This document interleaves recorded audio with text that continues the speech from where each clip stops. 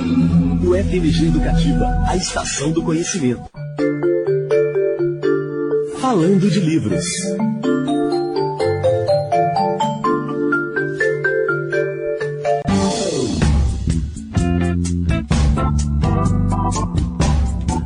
São 9h18. Bom dia, eu sou Michele Bruck. Nós estamos de volta com o Universo Literário para você que nos acompanha em 104,5 FM e o fmg.br/rádio. Nos tempos de comunicação instantânea em que vivemos, é sempre bom reviver a memória de importantes autores da cultura brasileira, de modo a buscar sempre difundir a leitura de suas obras. Nesta semana, mais especificamente no próximo sábado, dia 29, completam-se 110 anos da morte de um dos maiores escritores da história brasileira, se não o maior, Machado de Assis. Nascido e criado no Morro do Livramento, antiga região central da cidade do Rio de Janeiro, o bruxo do Cosme Velho, como foi apelidado, ocupou importantes cargos públicos durante a vida e, de origem humilde, lutou desde jovem para subir socialmente. Um de seus feitos mais lembrados foi ter apoiado a fundação da Academia Brasileira de Letras em 1897. Então, para sabermos mais sobre a vida, a obra e o legado de Machado de Assis, vamos conversar agora com o professor da Faculdade de Letras da UFMG, Marcos Cordeiro. Bom dia, Marcos, tudo bom? Bom dia, Michele. Tudo bem? Muito obrigada pela sua participação. É sempre um prazer te receber aqui nas dependências da Rádio FMG Educativa. Eu agradeço o convite. Para mim é uma satisfação poder encontrar você novamente e poder conversar um pouco sobre o Machado. Maravilha. Marcos, para além do canônico escritor, quem foi Machado de Assis? Quais são suas origens? Onde ele se envolveu com a política do seu tempo? Machado é filho de ex-escravos, né? Foi criado em situações precárias, mas com o apanágio de uma baronesa, o apanágio de uma pessoa com uma certa influência econômica e política na cidade e na estrutura de poder da monarquia na época. Apesar disso, por uma questão de talento individual, né, da pessoa, do indivíduo, ele se mostrou sempre um menino muito atento e muito preparado para absorver novas experiências. Daí o modo como ele conseguiu escapar um pouco daquelas contingências tão desfavoráveis que o cercavam. Entendi. O Machado, romancista, contista, é o que se conhece mais amplamente. Mas ele também se dedicou a outras formas de expressão. Quais são elas? Ele tem um trabalho destacado nessas outras áreas? Sim, o Machado, no início da carreira, ainda muito jovem, ele começa a escrever com 16 anos. Começa a escrever poesia, começa a escrever crítica de teatro principalmente, e também começa a escrever peças de teatro. Uhum. E, ao que tudo indica, o interesse dele inicial era ir por aí mesmo. Poesia e o drama. O drama tinha uma importância social, cultural muito grande no momento.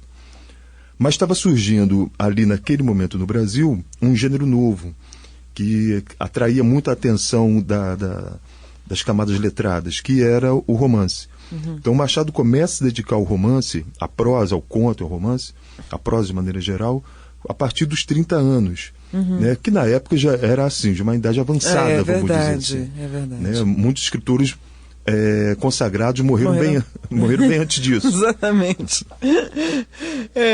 Através dos seus heteronônimos, diz que Fernando Pessoa criou vários eus na poesia, né?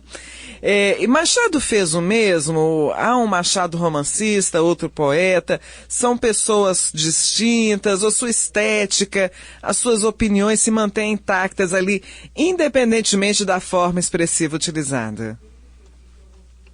Olha, como ele começou a escrever muito cedo, evidentemente, à medida que ia amadurecendo, as ideias também iam decantando e o levava a mudar de postura. Então, houve mudança de postura no decorrer da carreira do Machado de Assis.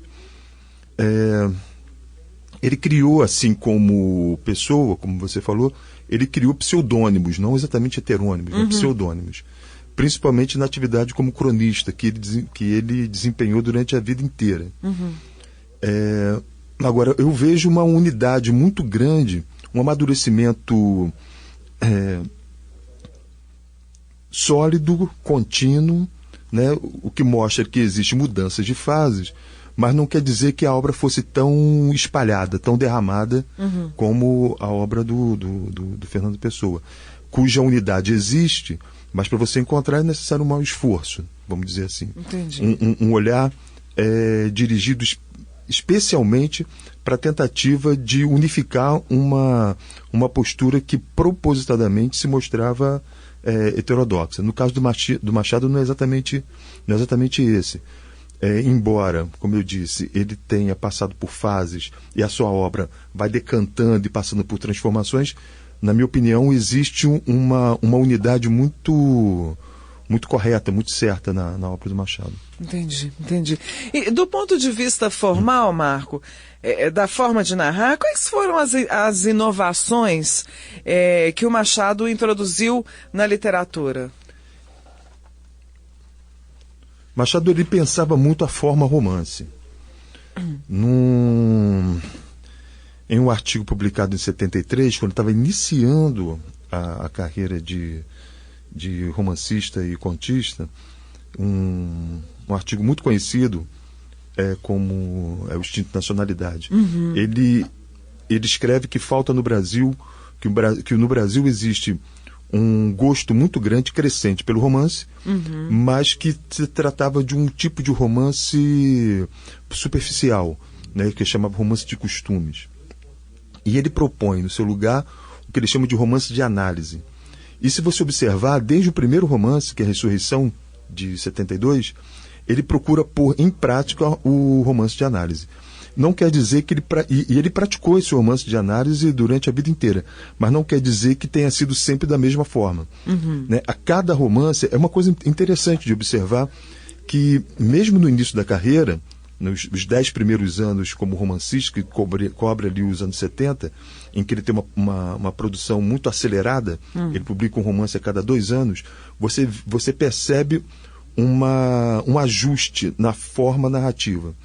Agora, essa forma, ela adquire um acabamento totalmente novo, né, uma viravolta muito grande, em 1880, quando ele publica As Memórias Póstumas de Brás Cubas. Entendi. E do ponto de vista de conteúdo, quais foram os temas abordados que talvez não haviam sido discutidos ainda, ou se tivessem sido discutidos, ele teve um olhar inovador sobre esses mesmos temas? Sim, o temário do romance no século XIX, ele não apresenta grandes variações. Né? Você tem um olhar muito atento para a vida cotidiana da classe burguesa. Isso você encontra em vários escritores. O Machado não foge muito desse esquema. Eu acho que o que varia, né, o salto que ele dá em relação aos seus contemporâneos, seus conterrâneos e contemporâneos, e até certo ponto sobre ele mesmo, diz respeito à perspectiva que ele enquadra, né, esse temário que estava tão batido.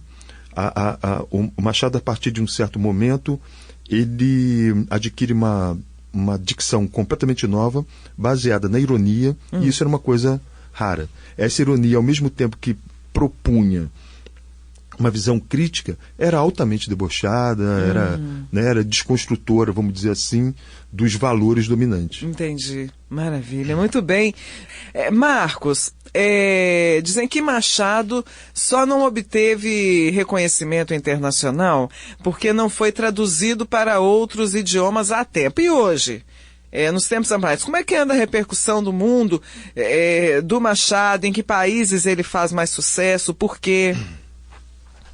Eu tive um professor na época da pós-graduação que eles costumava dizer uma coisa assim, em forma de pilhéria, mas que eu vou lembrar aqui. Ele dizia que o maior defeito do Machado de Assis era escrever em português, que era uma obra, que era uma língua que pouca gente conhece, que não desperta grande interesse cultural pelo mundo. Mas hoje em dia o Machado é muito lido, muito lido. ele não tem a penetração de um Jorge Amado, por exemplo, ou de um Paulo Coelho, por outros motivos, né? Jorge Amado contava muito com um apoio dos países da chamada Cortina de Ferro, por ser um escritor comunista, escrever dentro dos parâmetros do realismo socialista. O Paulo Coelho é uma literatura de massa, muito voltada para as questões místicas, de viagens individuais, que está um pouco na moda nos dias de hoje.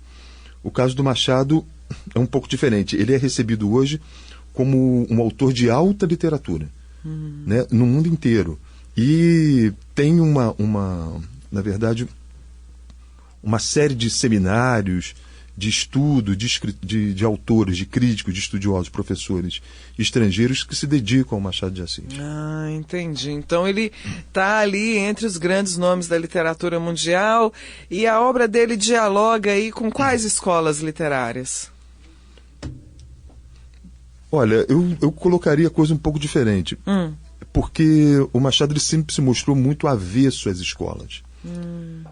Mesmo as escolas dominantes, e ele passeou, se você procurar, por exemplo, nos estudos mais tradicionais sobre a obra do Machado de Assis, você vai encontrar que ele teve duas fases, uma fase romântica e uma fase realista. Eu diria que ele absorveu alguns princípios da escola romântica, da escola realista, mas ele não foi um seguidor dessa escola. E tinha, na verdade, uma certa aversão às escolas fechadas. Né? Agora, o diálogo dele com outros autores, Machado lia muito, né? E ele absorve muitas lições, tanto do ponto de vista de aforismas, como temáticas, e principalmente formais, que eu acho que é o que dá o gatilho para ele dar um salto, de autores diversos. Desde Shakespeare, passando por Goethe, passando por Henry James, passando por... Enfim, tem uma infinidade de autores.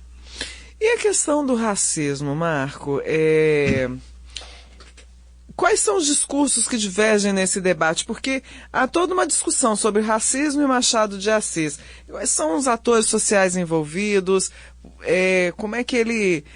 era essa situação na época dele, para ele?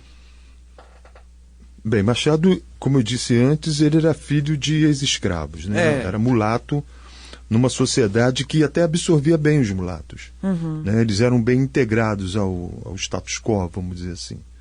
Vamos dizer assim, os mulatos com talento, que era o caso dele.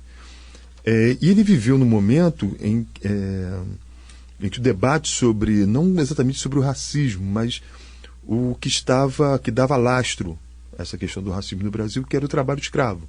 Né? A economia era baseada no trabalho escravo. Então ele viveu um momento de contradição muito aguda desse modo de produção.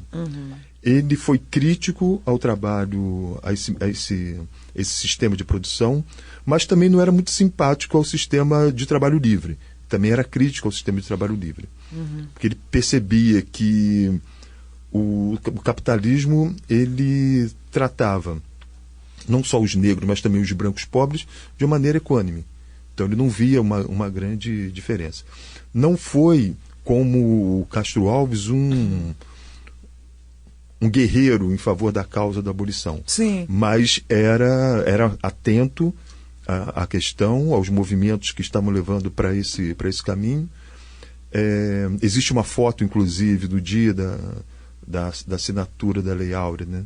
Em que oficialmente se termina com o trabalho escravo. Uma foto, uma multidão, e tem uma pessoa ali que tudo indica que era o Machado de Assis, que estava ali comemorando junto com o povo.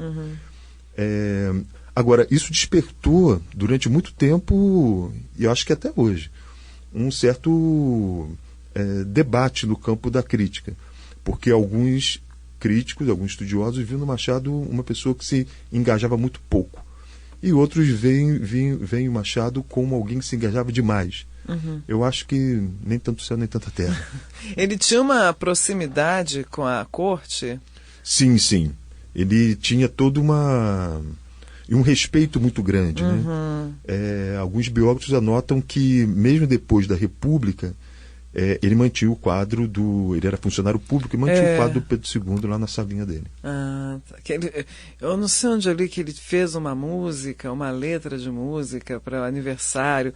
Eu vou te mandar essa matéria da Folha de São Paulo, muito bacana. O antropólogo Eduardo Viveiros, ele diz que Machado de Assis, abre aspas, é um dos verdadeiros autores de uma reflexão filosófica propriamente brasileira, inventor de uma linguagem estética, metafísica e política original. Você concorda com essa afirmação do Eduardo Viveiros? Concordo em termos. Do que diz respeito à linguagem literária, estética, de fato ele foi um grande inovador. E acho que, por meio dessa linguagem estética, ele absorveu, ele sedimentou outras camadas referentes à reflexão política, filosófica, econômica, enfim. Mas eu acho que o ponto nodal, o ponto principal da reflexão machadiana o lastro estético. Entendi. Então, para a gente encerrar o nosso papo, vou aproveitar que você está aqui, que você sabe tudo de Machado de Assis e deve ter uma leitura sensacional. Vou te pedir, por favor, para ler um trechinho de uma obra, algum trecho que você destaque mais para você, que você tem um carinho particular por ela, dessa obra tão vasta do Machado. Bom, primeiro se você me permite, eu vou te corrigir. Eu não conheço tudo do Machado de Assis, mas me interessa pelo máximo possível. Tudo é impossível de conhecer, né, Marco? Exatamente. É impossível, tá certo. Olha, eu separei aqui um trecho de um livro que eu vou começar a trabalhar com ele com mais afinco no ano que vem, quando eu me afasto para um programa sabático. O romance é o romance Quincas Borba. Eu queria dizer que é muito difícil encontrar um trecho que você goste mais, porque a obra do Machado, os romances, os contos, as crônicas, enfim, traz uma série de referentes que são memoráveis. Mas eu vou ler um trechinho do Quincas Borba, pelo motivo que eu acabei de dizer, né? É um livro que eu estou manuseando mais nos últimos tempos. É um trecho em que o protagonista, o Rubião, é descrito pelo narrador no seu momento agudo de loucura, em que ele imagina que é o imperador Luís Filipe. Rubião ouvia com seriedade e acenava de cabeça que sim, que devia ser assim por força. Sentia-se então o imperador dos franceses, incógnito, de passeio. Descendo a rua, voltou a ser o que era. Dante, que viu tantas coisas extraordinárias, afirma ter assistido no inferno ao castigo de um espírito florentino que uma serpente de 6 pés abraçou de tal modo, e tão confundidos ficaram, que afinal já não se podia distinguir bem se era um ente único, se 2. Rubião era 2. Não se misturavam nele a própria pessoa com o imperador dos franceses. Revezavam-se. Chegavam a esquecer-se um do outro. Quando era só Rubião, não passava do homem do costume. Quando subia imperador, era só imperador. Equilibravam-se, um sem outro, ambos integrais. É fantástico, né? Eu acho muito interessante essa passagem porque acaba sendo uma espécie de síntese do pensamento estético do Machado. Você tem ali uma referência à literatura universal através do Dante. Sim. Você tem um tema universal que é a questão da loucura.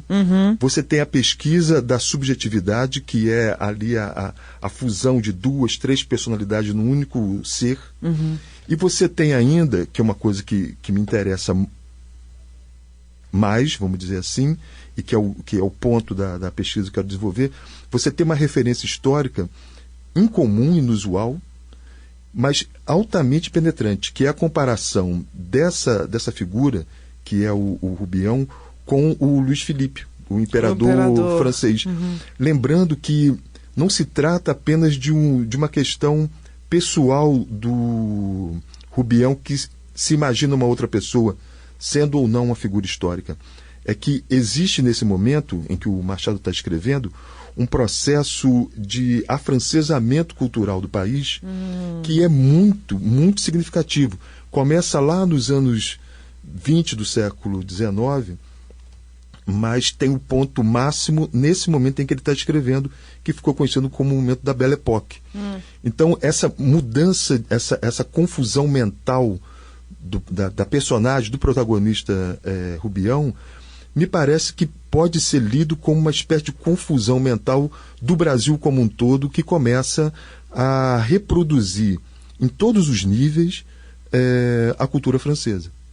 Então, você cria cidades com uma arquitetura francesa, você introduz hábitos franceses, a moda francesa, a leitura francesa, enfim, a cidade, o país como um todo vai se perdendo um pouco o eixo da identidade. E sua pesquisa vai nesse norte? Vai um pouco nisso, porque na medida em que eu vejo isso como uma etapa necessária e incontornável da expansão do capitalismo pelo mundo. Maravilha. Dicas de... O nosso ouvinte está aqui conferindo o nosso bate-papo. Pô, mas eu queria começar a ler a obra. Do que você indicaria de Machado de Assis para aquele ouvinte que ainda não leu Machado, ou aquele que conhece uma coisa ou outra, mas ainda não aprofundou demais na obra? Um livro ou dois que você indicaria para o nosso ouvinte? Bom, eu vou sugerir um livro de crônicas, chama Bons Dias. É um livro bem... Ele trata muito das questões mais imediatas, né, como é próprio da crônica, trata de questões imediatas ali do cotidiano brasileiro.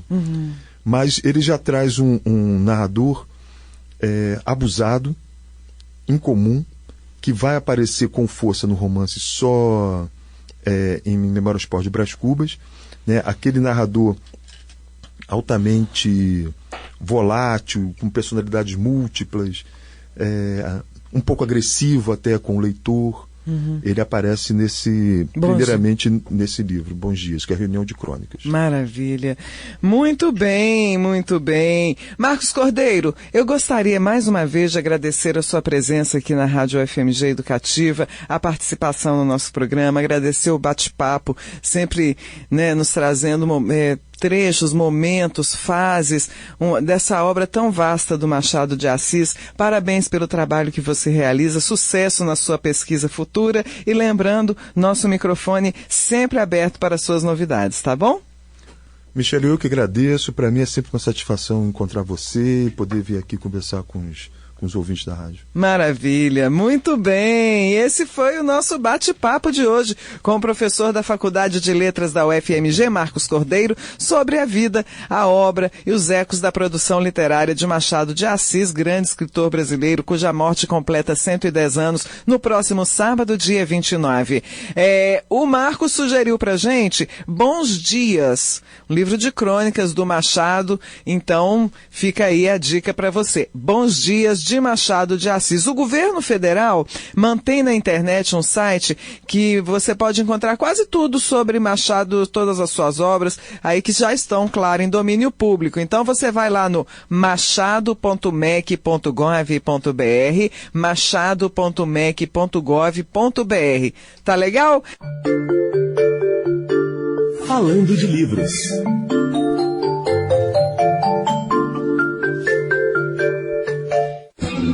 O FMG Educativa, a estação do conhecimento.